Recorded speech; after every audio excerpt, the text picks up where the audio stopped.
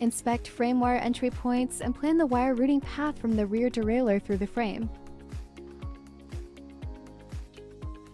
Important: do not use cable routing tools.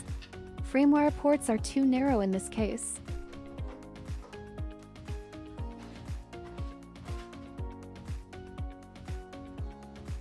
Insert the wire into the rear derailleur opening at the back of the frame.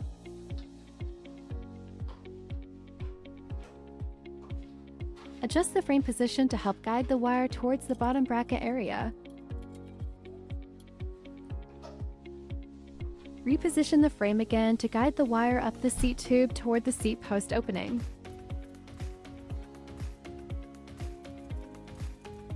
Pull the wire through and secure it at the seat post frame opening.